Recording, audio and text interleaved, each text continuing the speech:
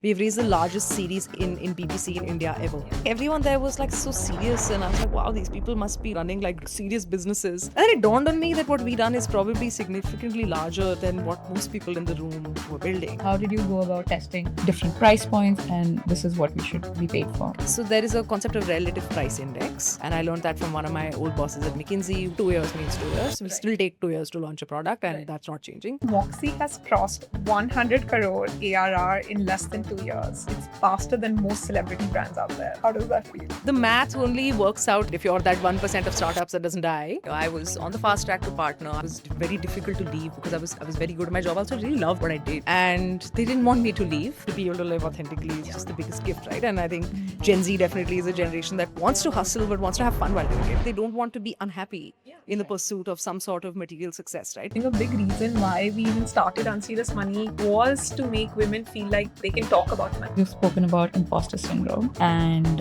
what version of it still shows up as Moxie's growing to 100 CR and now targeting 500 CR? Well, our guest spent years straightening her hair, then built a 100 crore company on the idea that there was never anything to fix. Nikita Khanna is the co-founder and CEO of Moxie Beauty, India's hair care brand made for Indian hair. Our texture, our water, our weather. Nikita, so hair care was dominated by giants like L'Oreal, HUL, P&G. What made you believe that you can, walk in and win? So I think the thesis largely was based on Indian hair texture being very different from other races. I know that the concept of race has been debunked, but essentially the closer you are to the equator, the more melanin you have in your skin and the more texture you have in your hair. So brown races, whether that's South Asia, Latin America, we have brown skin and largely wavy hair. It's like a loose wave, right? It's not a very tight curl. Right. And like African folks and the African diaspora all over the world will have coily, curly hair. And this is obviously a bit of a generalization. There will be straight-haired people in Africa. There'll be curly, coily-haired people in Norway. But broadly, right? Brown skin and wavy hair. It's a mutation that protects you from the sun. So the melanin protects your skin and the texture keeps your brain cool. So our hair is lifted off our heads. But it's not like an afro. Right. Because we're not that close to the equator, right? So it's interesting. You even see this play out in India. The south and the west, hotter weather, pretty much hot 365 days a year, curlier hair. So It's like a part of evolution to protect you. yes. That's So our wavy to curly hair protects us from overheating, our brains from overheating.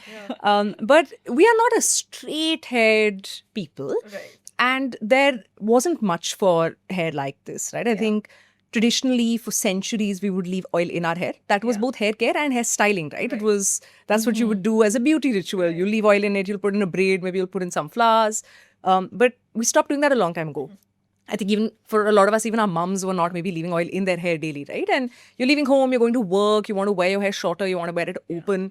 So oil as a leave-in product doesn't work anymore. But what do you do for hair care and hair styling? We started adopting a very Eurocentric sort of straighten it, figure out how to make it look straight. If it doesn't look straight, then mujh mein kuch kami hai, like there must be something wrong with my hair. So we kind of started to feel like that's the only way for good, healthy hair to look, right? But what was needed was for someone to actually innovate a modern solution for Indian hair, which fits with modern aesthetic sensibilities. I don't want to leave oil in it, but still gives it that moisturization and nourishment. We need extra moisture in our hair. That is what our hair requires, and you have to leave something in it. Doesn't have to be oil, right? So that innovation had not happened because for global companies, India is 1% of their revenue. So they're not going to think about us when they're spending their billions on R&D, right? We have to build for ourselves. So there was a very real gap. I think it wasn't so much that, I was interested and I was passionate. I genuinely felt like we just don't have great salon grade, excellent products that were made in India, formulated here, tested here, validated here. It actually did not exist. So I suppose just that and a little bit of like just rage also. Ki, what the hell? Why have I been buying these 3,000 rupee products thinking my hair will turn magically straight? That's BS, right? That's a lie. Right. That your hair, no shampoo can turn your hair straight. right? But that's what we're sold. That's what we grew up looking at. So I was like, what the hell, dude? Like someone has to fix it and it has to be a woman. Right. 100% to that. And it's a lot of work too, for someone with curly or textured hair to constantly maintain, that straight look. I remember even in business school, I used to straighten my hair. You had gotten like treatments done. That was a big part of our day-to-day conversation that, oh, this is a shampoo day. I have to wake up an hour early to fix everything. And why so? I mean, a part of it is also that we have for a very long time idealized Western beauty standards, and because naturally straight hair is what you see there is what we try to mimic in India as well. And in the corporate world, if you want to be taken seriously, quote unquote, you have to look put together, you have to look professional. And like, when's the last time in a movie you saw like a lawyer or a politician or a CEO with anything but like perfectly straight hair, right? Not a single flyaway, or like it's in a ponytail and it's absolutely bloody perfect. And that's not real life, right? Nobody's hair looks like that. But the unserious person is the one who, like, the wild child is the one who just leaves her hair be. It's such a silly stereotype, right? Especially in a country full of wavy-haired people. But you definitely carry that. I think in the early days when I was working, I used to definitely, and I'd been straightening it since I was a teenager. Like when we met in college also, I used to get the permanent straightening thing done. It felt like, it's not like I hated my natural hair, right? It wasn't even emotional. It was very transactional. It was like brushing your teeth, right? Functional, like it's easy. Straighten karo and move on. Yeah, not really even thinking about it. But when I found out that this is what my natural hair texture can look like, right? I can have these nice soft waves. That like kind of took over my life. It's not like I was upset and crying while I was straightening it. It was okay.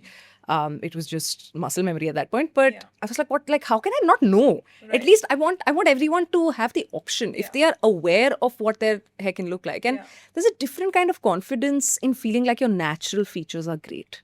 Right? It's very empowering. Yeah. Like, I remember when I first started wearing it natural, folks would be like, straight hair suits you better. And I didn't disagree. I was like, yes, I think with my frame, with my face shape, maybe straight hair suits me better. But it is not my responsibility to look my best for other people. I need to feel great in my own skin. I need to feel the most like myself. So it doesn't matter if straight hair looks better. I don't care what you think. This is not about anyone else. Opinion. And the stick is one of my favorite products. You just keep it in your bag wherever you're feeling a little, and then you show up more like yourself, more confident. And thank you for giving us that. My pleasure. Yeah, bags always have it. Okay, so Moxie has crossed 100 crore ARR in less than 2 years. It's faster than most celebrity brands out there. How does that feel? I mean, pretty crazy. Definitely did not expect anything close to that sort of scale so quickly. Not at all. Like the degree to which we've outdone any initial plan that we made is really shocking even to us. But I think it just goes back to solving a very large scale problem, like feeling like your hair is quote unquote unmanageable. The words we get taught through beauty marketing and unruly and just struggling with it and wishing it would listen to you. It is a very universal thing, right? It's like only God's favorite person who has no hair issues whatsoever. So it's a very universal thing, and we're all chronically dissatisfied, and we are constantly sold that dream of it's supposed to just be perfect with like, whatever one magical shampoo that you finally save up and buy, and it doesn't work and you're back to square one. So it was at Unilever, they say like an insight is something that feels obvious in hindsight, right? So it feels obvious. If 80% of people in India have textured hair, then yes, we should be making products for that, right? It feels really obvious now. But it's very rare for you to kind of find something that is such a deep, large, underserved problem where there aren't a lot of good solutions. Otherwise, everything at this point, especially in consumer goods, has been solved to a good degree, right? You could maybe do something incremental, but can you really have a completely transformative, completely different solution? That it's very difficult to stumble upon something like that, right? So I think that's why I also felt so strongly about this. I was like, it's not a niche. Whenever people would tell me, oh, this is a niche, I'd be like, no, it's not a niche. Just open your eyes and look around. We all have frizzy hair. Everybody has frizzy hair, except that one girl with straight hair. And I think even that term frizzy, is it frizzy? Is it curly? Like just even the term that we use, frizzy, is kind of has a little bit of a negative connotation to it. But essentially, what is really beautiful, curly curly hair is now Yeah. just because you didn't know how to care for it, or that wasn't Exactly. told to you. Exactly. It gets called frizzy. It was dry and therefore it Yeah. wasn't in its natural shape. Right. And it is like frizz is, we are identifying it with the problem, Yeah. right? Versus the shape or the texture. So it is textured hair, and it will be on a spectrum from wavy to curly. If there is a lot of frizz and it gets big, that means it really wants to spring up into its natural pattern, but you're not giving it enough hydration. It's that simple. So it is, I mean, I always believe that this is not a niche and we all need this. But to actually be able to go to market and like see that, that thesis made sense and I wasn't crazy, is very wonderful. Yeah, I mean, I remember when we were in business school, a lot of our trips were beach vacations. And I had curly hair, but I had very curly hair. I still do. And I would be so nervous. Like, I would pack a straightener, I would pack a blow dryer, I would pack like a lot of shampoo that I felt like, would straighten my hair. And I would look at like, some of my more European friends, and, they would come out of the water and they'd be like, and that's it. It's done. And I just look at them like, oh my God, I need to find a washroom and fix myself right now. Man. Like you're just, so I would always blow dry it also. And like you're right, like even if you're going somewhere for 2 days, like maybe you just have a backpack. The straightener or the blow dryer is in there. And you're terrified of like stepping into the rain for like 30 seconds. And it's ridiculous. People will be like, bhai, you just have to like yahan se wahan jana hai. What is the issue? 4 boonde girengi because your hair is gonna get ruined. And like, and when you go on vacation, it's like you're trying to like calculate, okay, so if I get a blow dry the night before I have, like the night when I have my flight, how many days can I go without washing it? And, will the math is so real. will the blow dry last? And then you're When trying to should keep I your work head out? above the water. If you're in a pool, we're all always over solving for that this. so many times. I'm like, I'm only entering the water if it's under my neck, and that's it. Don't want to wet my hair because then it'll be a whole thing. Such a unified feminine experience. कब workout करना है, कब बाल धोने हैं, कब blow dry कराना है, उसकी activities कैसे match up होंगी. Oh my God. Okay, so let's jump into let's jump into your time between McKinsey and starting up for Moxie. You were a gold medalist MBA, you were fast-tracked at McKinsey. On paper, technically you had everything to lose. So how did you make the math work in your head? I think one definitely is I was really obsessed with the idea. So even if it didn't work out, I wouldn't regret it. Like the main goal was not to be successful and more successful than I would have been, let's say, in my consulting career. I was on the fast track to partner. I was going to make partner. It was very difficult to leave because I was very good at my job. I also really loved what I did. It's not like I didn't enjoy it. And they didn't want me to leave. But I had to give this thing a try, and I did not see large companies caring enough about us to solve it. And startups also, largely everybody was in like a race to copy global brands, copy global formulas, especially in skincare. But you can't do that with hair. Like we've discussed, we have to build something that works for our genetics, our climate, our weather, our texture. It's not a copy-paste job. And India loves copy-paste. That's all we know how to do, or all we want to put in the effort to do. Somewhere maybe even the pressure of like raising external capital and having to grow also makes that worse. So I don't know if all the blame is on, I'm sure a lot of startups start very idealistic, being like, we'll change the world. And then with growth pressure, they're just like, okay, we'll make whatever's easiest. Right. But it felt like I had to give this a shot. And I'd spoken to, there were a lot of folks in my McKinsey sort of network. I asked my McKinsey bosses to introduce me to people who were startup founders in the D2C space. And they were like, you should only do this if you'll be okay to not progress at all, financially or in terms of any visible metric of success, while your peers are all making partner and, buying their big cars or whatever. And I was like, yeah, that's fine by me. Like I'm choosing this path because I want to solve this problem, not because I want to be like more successful than them or get the big car sooner than I would have had I stayed, right? Don't start up if you want the fastest path to that. It's too risky. So therefore I felt comfortable. I was like, I'm not going to look back on this even if it doesn't go anywhere. 4, 5, 7, 10, however many years later, I don't think I'm going to look back on it and be like, I shouldn't have done it. Right? So like very corny thing to say, I guess, but like jo Gita mein bolte hain, right? Like you have to do it for the journey. So karm karo, and that it felt like this specific idea, I don't think I would have left my job for anything else. But because the hair thing was such an obsession, I was like, okay, I'm going to do this. In terms of the math, I think the math only works out if you succeed, if you're that 1% of startups that doesn't die. But yeah, I guess I was measuring it in something more emotional. Yeah. And I think that, I resonate with it a lot because I think I'm in that phase of my career where I am about to launch my startup. There is still a lot of uncertainty. And a lot of times I would see my peers, people I've worked with, I've like gone to school with, and I'm like, okay, had I not paused then, this is where I would have been now. And at that time, to keep telling yourself that you're on the right track, this is right for you. And, at some point, it's not that one-to-one comparison on everyone's track. I think that's very unnerving, and that's like a constant reassurance that's needed. How did you deal with those emotions?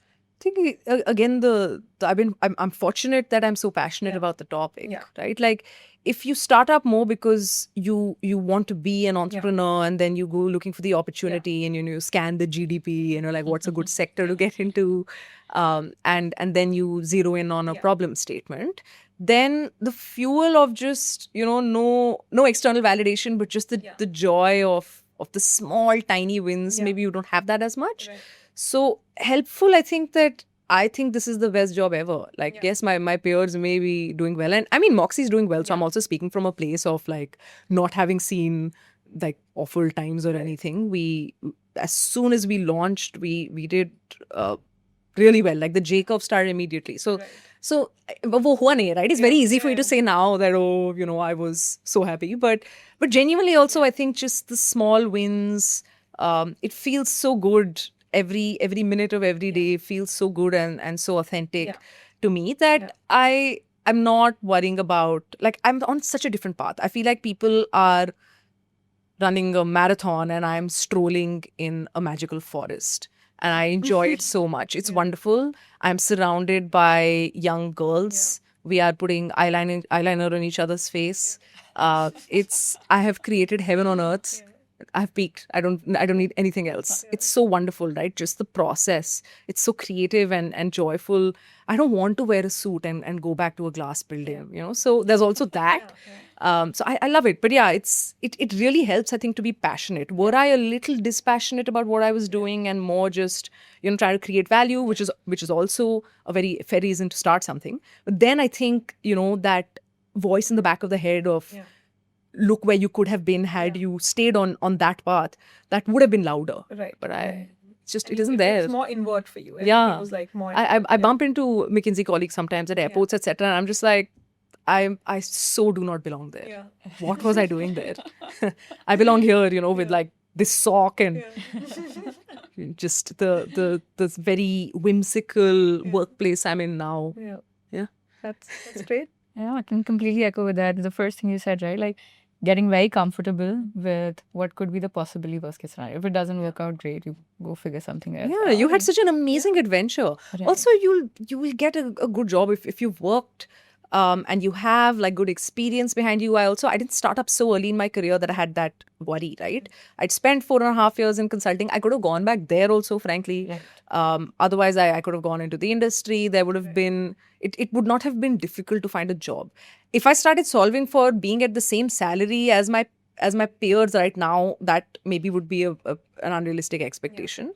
But somewhere between where I was when I left and where people are now, you'll find something, right? And you have to be okay with whatever it is that happens. But it's not like I wouldn't find an exciting job if I wanted to go back and work somewhere.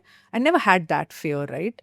I don't think that's the case anymore. I know a lot of our parents are like really stressed when we take breaks and they're like, what will it look like? I have so many friends who've taken like 6 to 12 month career breaks. It's not even a question they've been asked when they go back and interview. Right. People have not even like, kyun liya? It's just assumed. It's like, oh yeah, you took a break. Fair.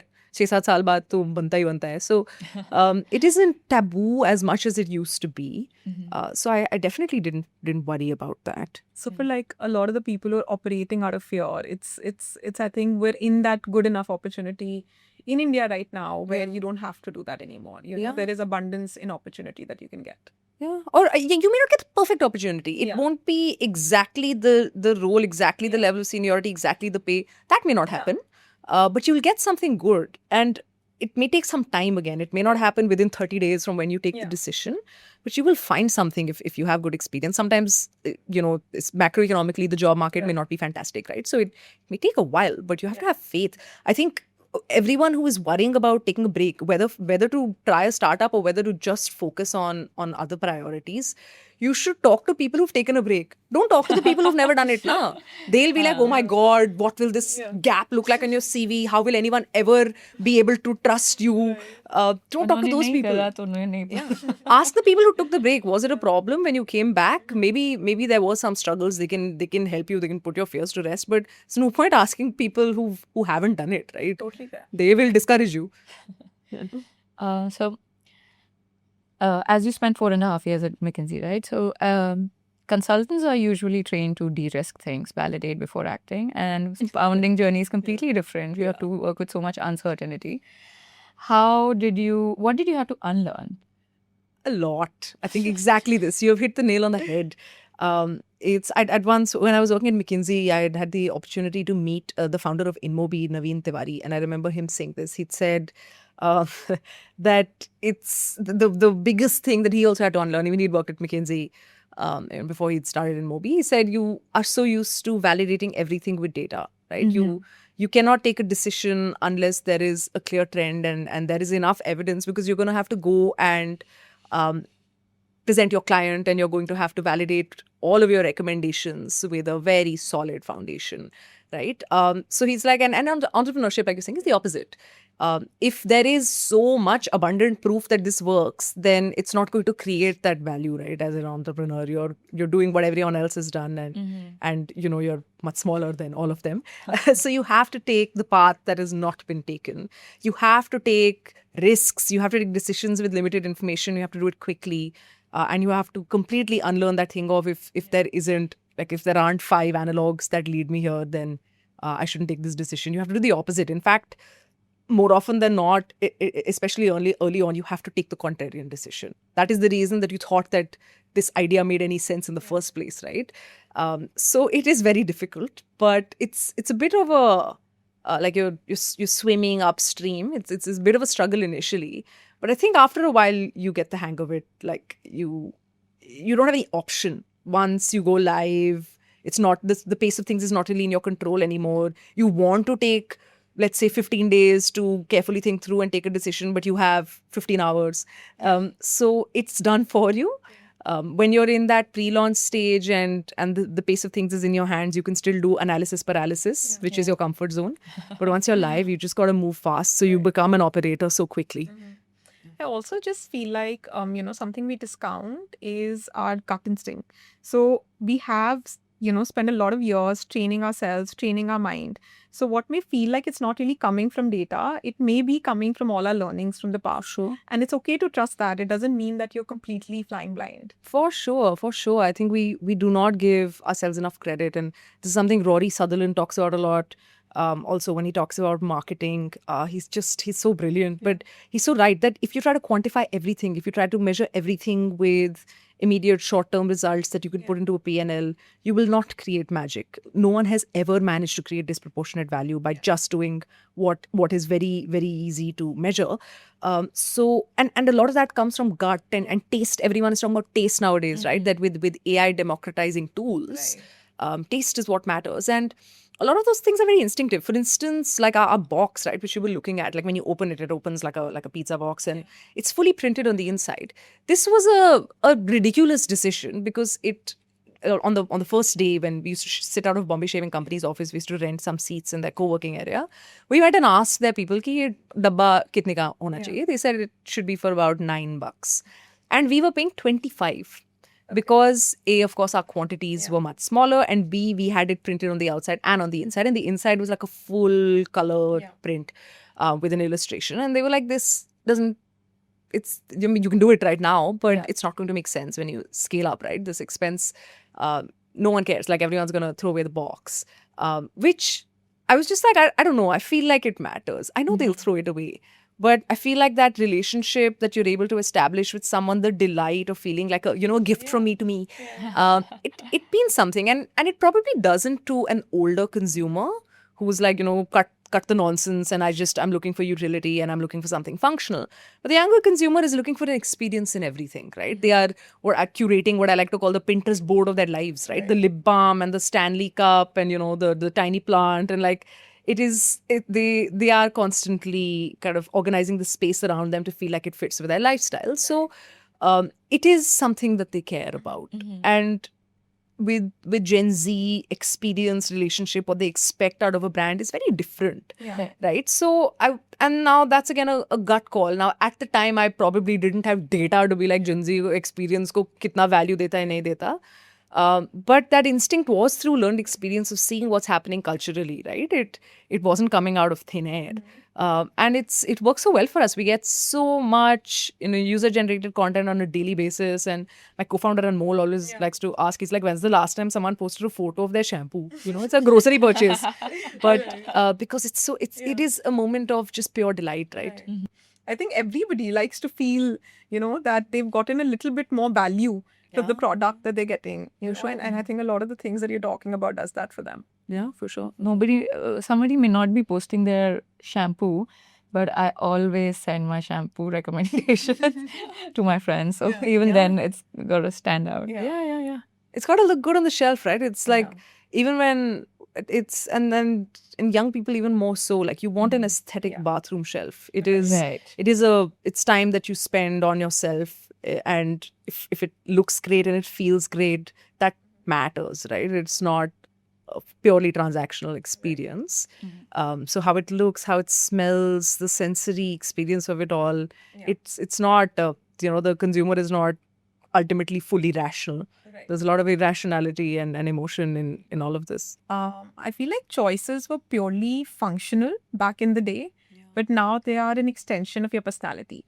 So, and I see this with my friends as well. When they're recommending a product to me, it's not just the functionality of the product. It is how is it a reflection on them to be that kind of a person who would recommend this product. For sure. So, there is that like tie that has come between this is me and these are the things that I use. And that's become a lot more closer. That's the layer on top of like once... Otherwise, everything is a commodity, right? And absolutely to your point, when distribution was not possible and you had very limited choices, then you were only solving for utility. But now there's so much competition. You can solve your functional need at every price point. You can very easily, at least in personal care, you can very easily solve every problem at every price point, buy it from anywhere, right? So then after that, the differentiation, also ability to pay, sort of just discretionary spending going up, the India consumer story, all of that also coming together to be willing to, right? The previous generation would not have been willing to spend on convenience. Quick commerce was not possible, right? I want to say even 15 years ago. So that sort of change in value system, not like wanting to spend more on experiences versus on assets. It's also that we can't. I mean, it's too difficult to buy a house, and therefore we do not harbor that dream. But wanting to spend more on experiences, right? It's like you see that like a young person is happy to even if it doesn't make any sense financially, and they're earning the same amount as whatever, just adjusted for inflation, as someone 20 years older than them used to in their first job. That person would not spend 600 rupees on a boba tea or something of that sort, right? Or a matcha, because they'd be like, this is, from a functional standpoint, a waste of money. But it's the experience. It's not the beverage. How do you explain that to someone, right? It's how you feel holding that thing in your hand. It's like you said, it's signaling, but also just for yourself, feeling like this is the person I want to be, and this is the life I want to have.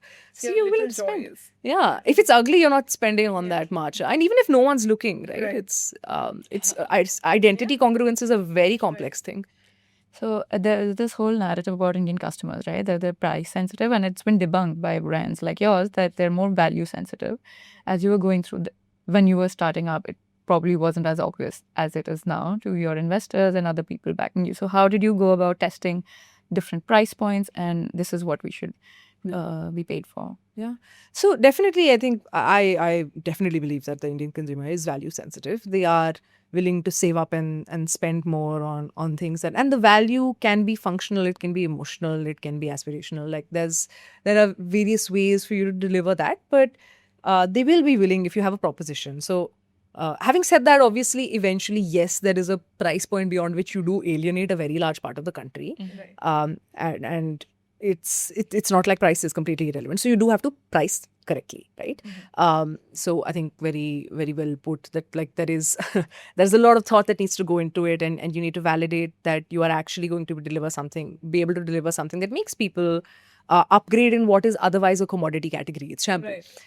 So what we were doing was, so there is a concept of relative price index.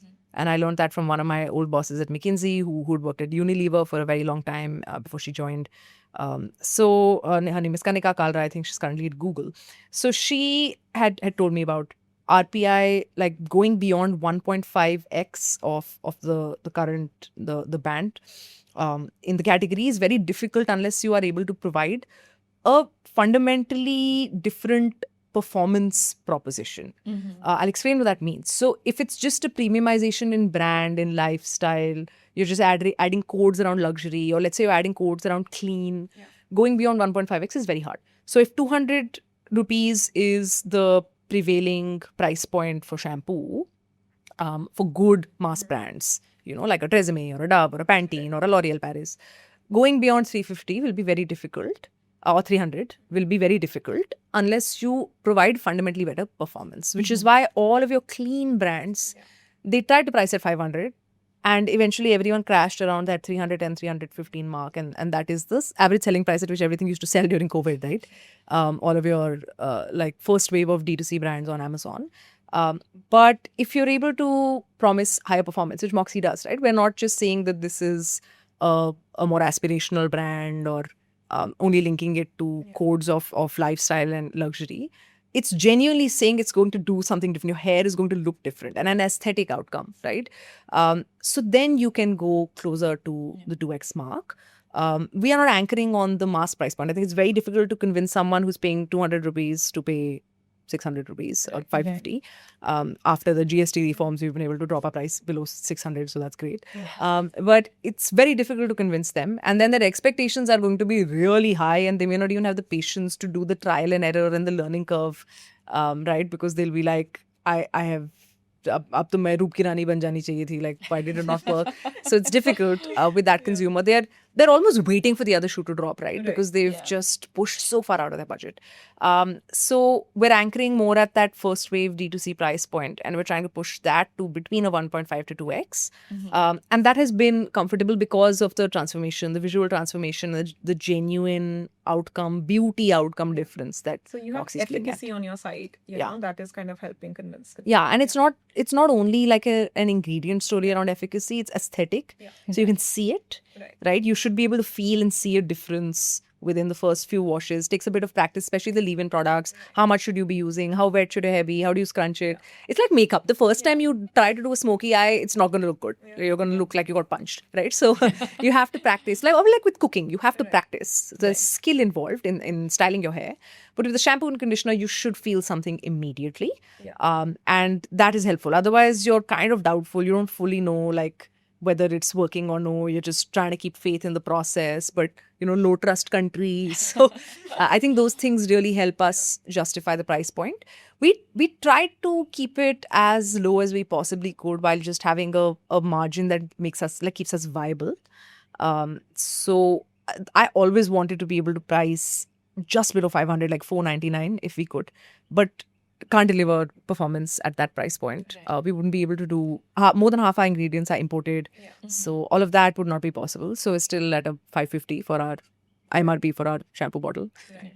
And do you feel that and with products like hair care, the retention rate would be pretty high. Yeah. I mean, the consumer is very flirtatious. So in hair, it's difficult to have retention of more than 30%. But ours is a lot higher. We are at 50% plus at a brand level. So that's we're very happy about that. But it's a category where it depends. If you have a hard concern, then you don't move, right? Then you're like, okay, I found something that works for me. And because hair is so visual and it's such a marker of identity, you don't want to mess it up. So then you will stick to it and not want to change at all. But if broadly your hair is fine, right, and you don't have what you call a hard concern, right, soft concern, like like hand wash, right? You're not so particular. Then you are still willing to move around. And India, people are deal seekers also. So that also may change what they use. So there may be like, typically on the shelf, there'll be 3 to 4 products. And depending on the season, kabhi anti-dandruff kar liya, kabhi kuch aur kar liya. So you move around. So there is not that much loyalty, not as much as one would like. But yeah, with a heart concern, especially something very visual, people will be more loyal because then they don't want to change how the hair looks.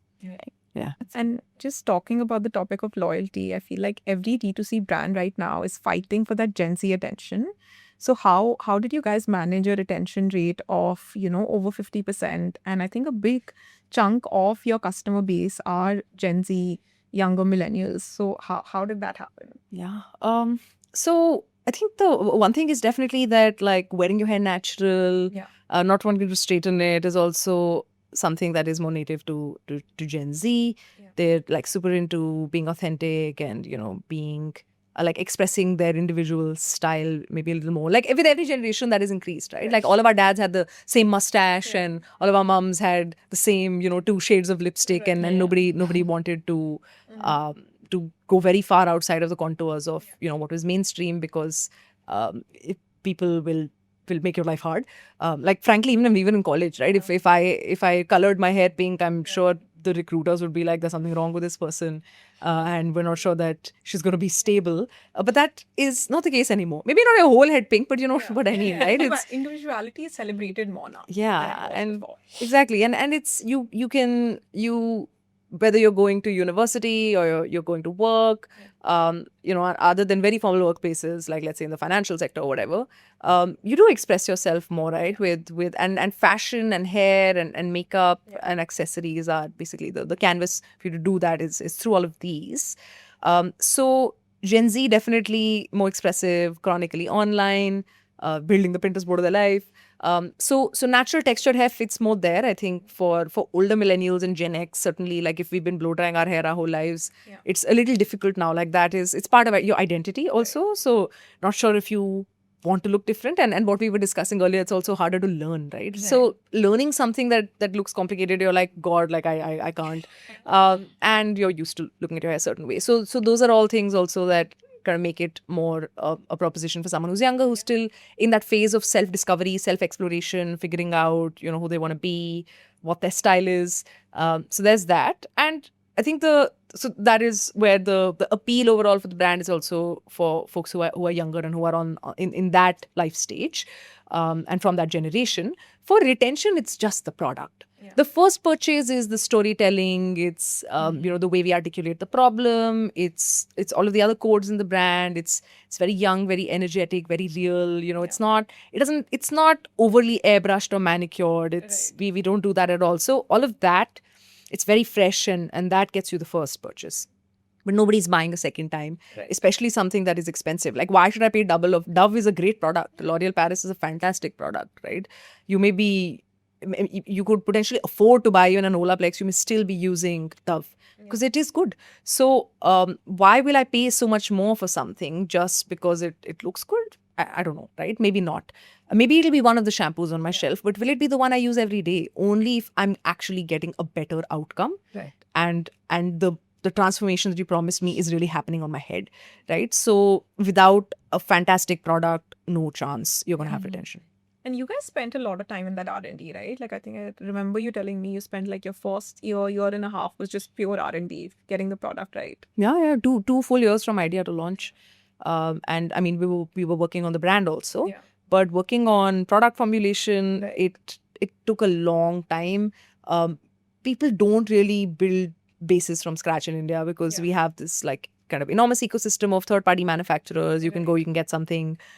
So you don't have to create it from scratch. But we were trying to solve a problem that is unsolved, right? The reason for Moxie to exist was that no one has made a product from scratch, salon grade, like top grade base ingredients, latest actives for India in India. So we took a lot of time. Also because frizz is something that is like you need to measure the results year round. We need to do it in every season, different parts of the country. You can't just do it in a little humidity chamber in your lab, right? Like what actually happens when someone styles the hair with a Moxie product and then goes to the beach in Kochi. Yeah. You need to know. Works out, Yeah. that, like, how does that? That's a personal problem. So Yeah, it takes an auto, right? So you need to be able to see what happens in the real world. You can't figure that out through just like a lab claims test. So that also then takes time because you gotta see it through various seasons because this is a very weather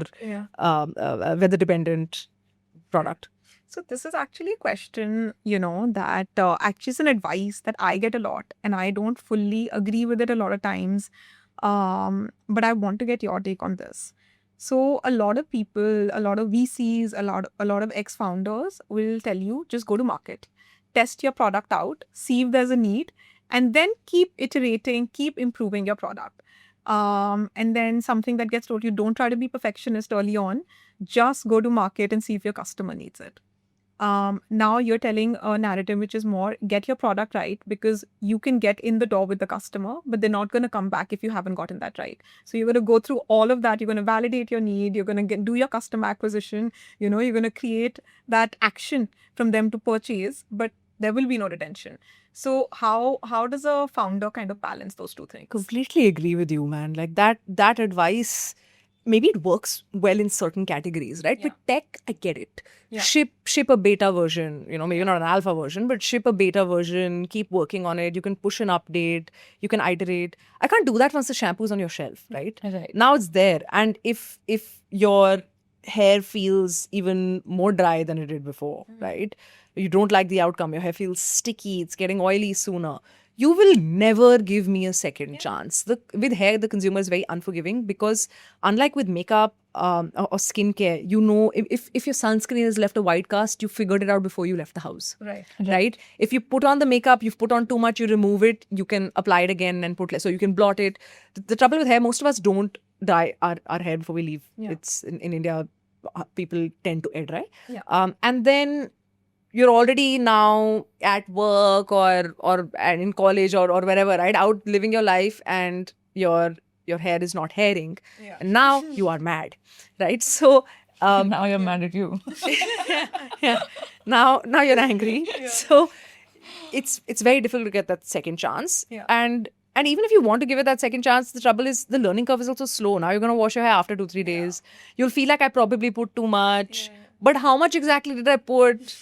How do I reduce it a little bit? No one is sitting and taking photos of how much product they used, right? Risk it again also. You're just like, now another 3 days of bad. Because it's not like a one-day thing. For women, you're not shampooing most of us don't shampoo every day. Yeah. So And people prefer to wear the hair open also. Now you're putting it in a bun and you're trying to figure it out. So you can't learn quickly. You cannot de-risk. Like now you're out there and now it's a bad hair day and now you're angry with Moxie, right? So, so you don't want to mess with, and it's too important. Like you can't mess with anything that's going on the body, that's going on the skin, that's going on the hair, anything that's going inside the body with food. These are not categories where you should rush things because safety is really important, right? And then of course, if you're promising an outcome, right? It's different if we are just promising a better for you formula. We're saying no, we don't use sulfates, parabens, silicones, but that's not the only promise, right?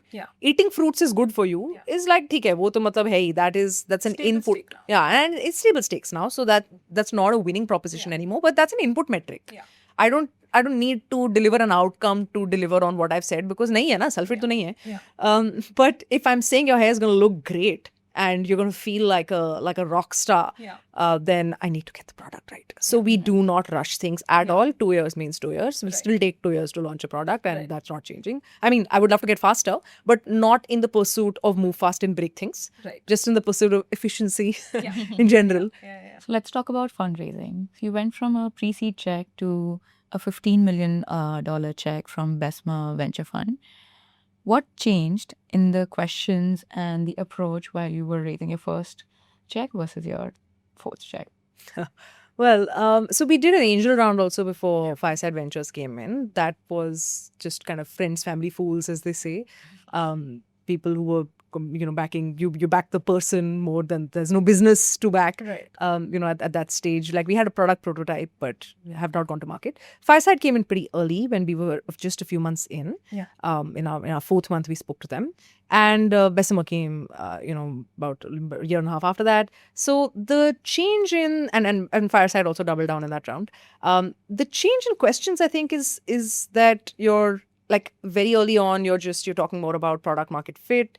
We had scaled up quickly. We were seeing all of that early traction on repeats coming in as well, and just a lot of resonance of the way we articulated the problem to the consumer and the brand and the emotional payoff. So at the time, I think you're just pressure testing that product market fit at the pre-seed stage. And then when you're raising a Series A, now there is a business to look at.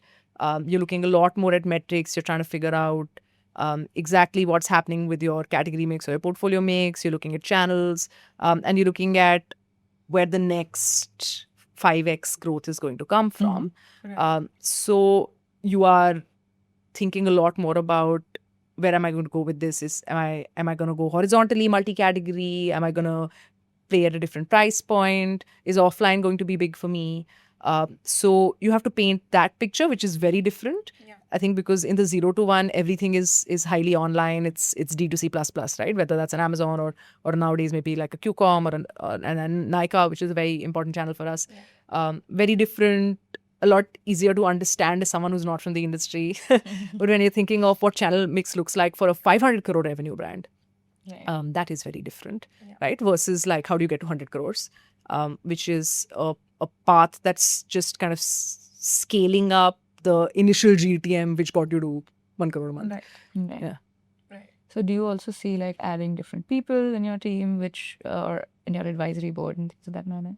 The team, has really the board is just Anmol, me, and the folks from Fireside and the folks from Bessemer. Since launch at least to skip 2 years of pre-work.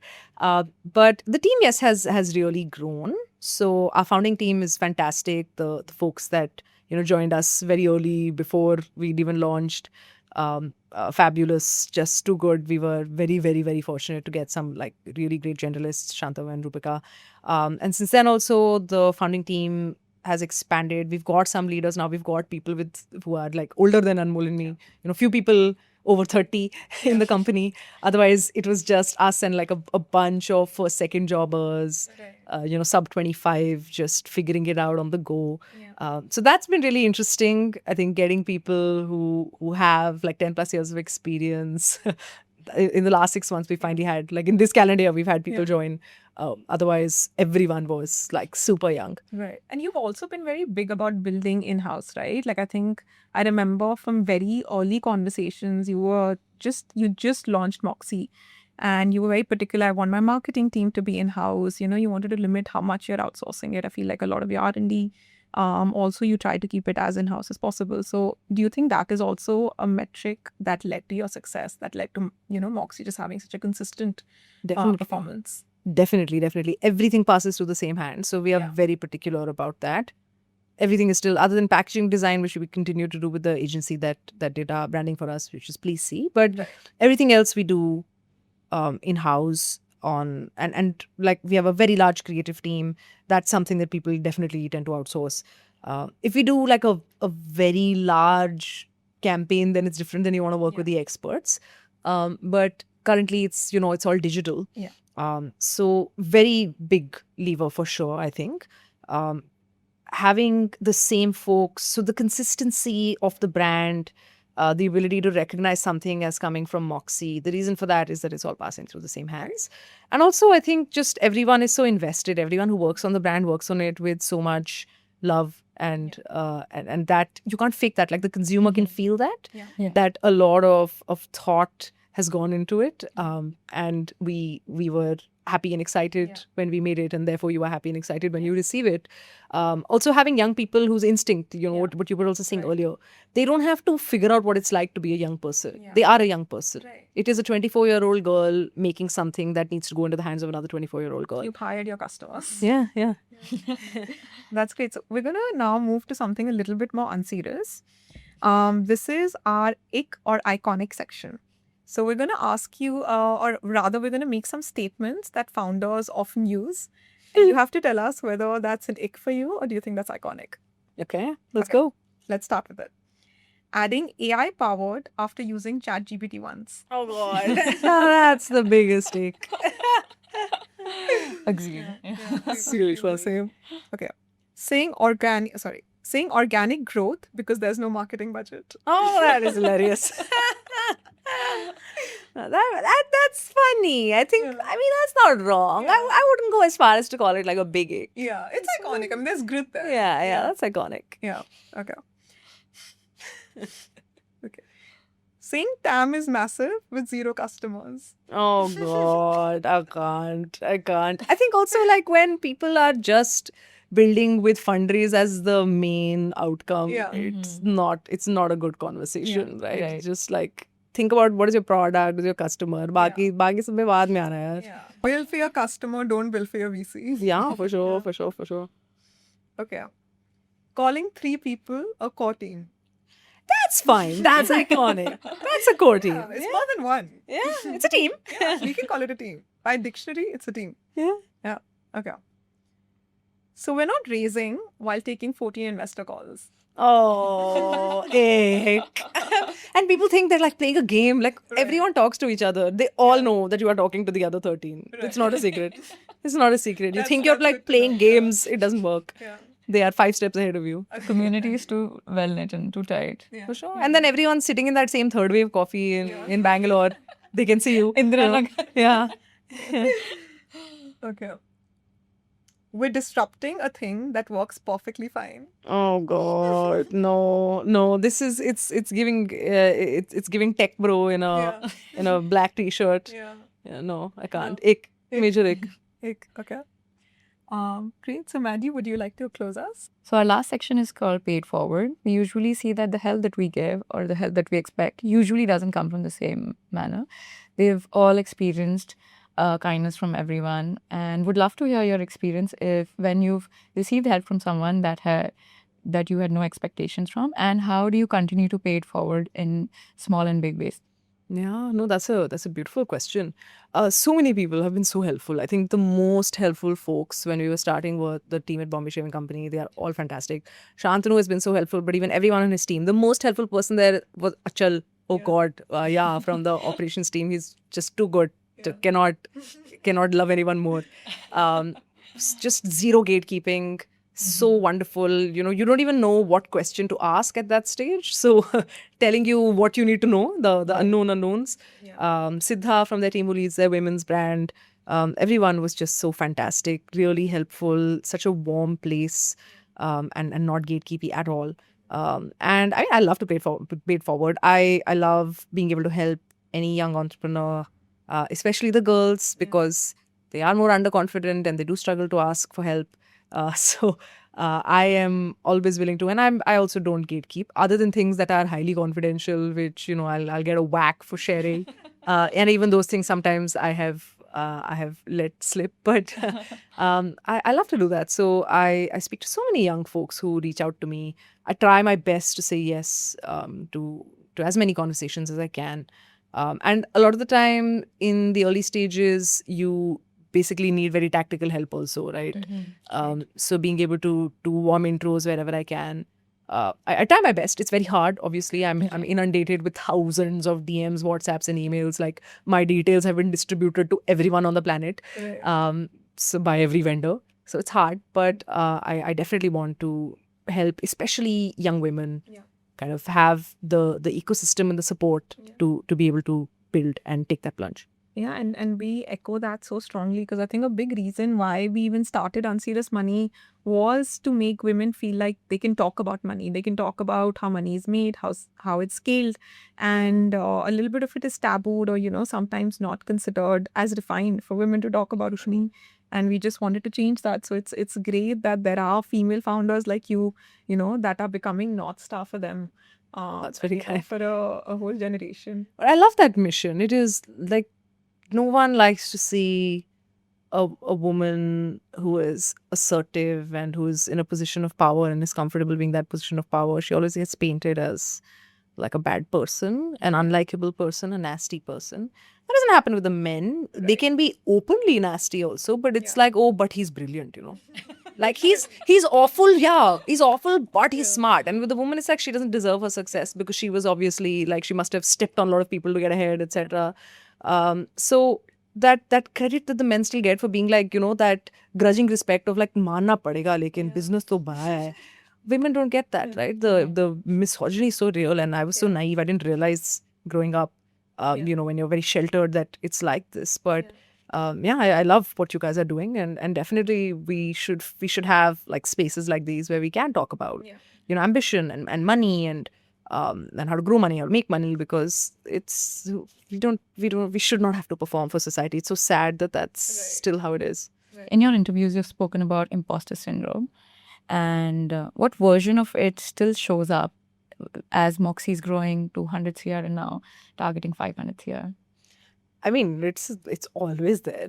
The typical persona of someone who builds a large successful business is not a girl with whimsy.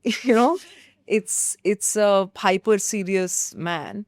So you often feel like sometimes when recently we'd gone our core team, we'd gone to Cosmoprof in Italy. And we were looking around, and like there were all of these like ultra serious people in business suits, and we were like walking around in our normal startup clothes. And I just felt like everyone there was like so serious, and I was like, wow, these people must be like running like real like serious businesses. And then it dawned on me that what we run is probably significantly larger than what most people in the room were building, right?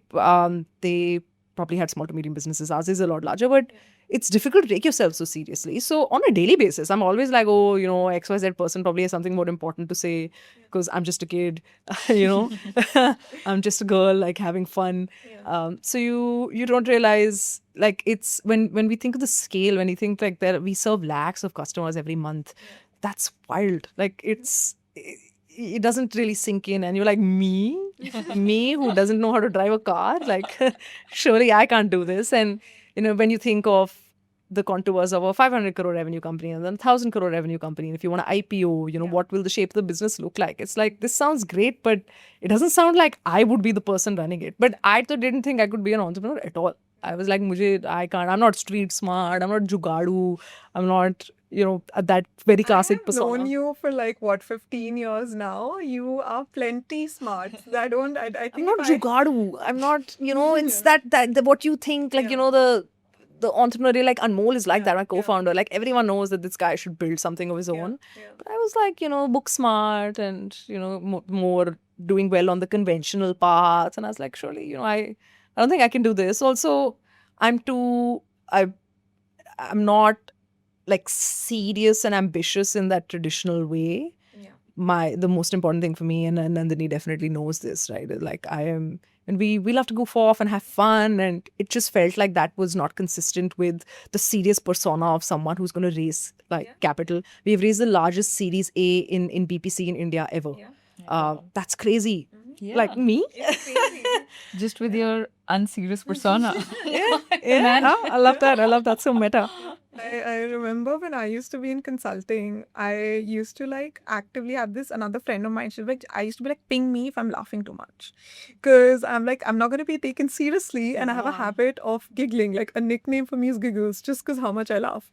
So I'm like, I have to constantly be very mindful because everyone else in the room is so serious. And even if I have something important to say, it's going to get diluted if I'm laughing too much. That's so true, right? You have to like put on the serious lady face. And for centuries, because we've only mostly seen men in all these spaces, that's what we've associated success with. But with founders like you and brands like you, I think the whole next generation before and after you would be inspired to be a tad bit unserious, tad bit more whimsical, and go with the flow and still like kill it. Not just your natural hair, but you can now even take out your natural personality, and you're given the permission to Yes, to that. yes, 100%. You like to be able to live authentically is just the biggest gift, right? And I think Gen Z definitely is a generation that wants to hustle but wants to have fun while doing it. Like people are like, oh, they don't want to work hard. It's not that they don't want to work hard; it's that they don't want to be unhappy in the pursuit of some sort of material success, right? They want to do great things, but not at the cost of enjoying themselves, right? And feeling good about it. So that's great. Like I think Gen Z is fantastic. I love working with them. So we can close it at this like one statement I did want to make to you. So for the longest time, you know, how on Instagram you have a description. I think for like 3 or 4 years, mine was hair reminding me can't control everything in life.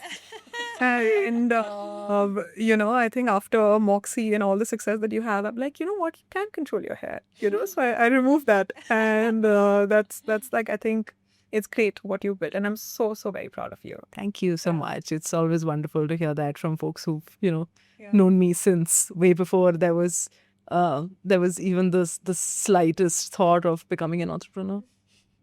Great. Thank you so much for coming, and we would implore all our guests, men and women, because now Moxie is in male products, to try out the products, and you would not be disappointed. Oh, thank you guys so much for having me, and love the format. Love that you're doing this. Just rooting for you all the way. Thank you so much. Thanks, Nikita. Great. Thank you.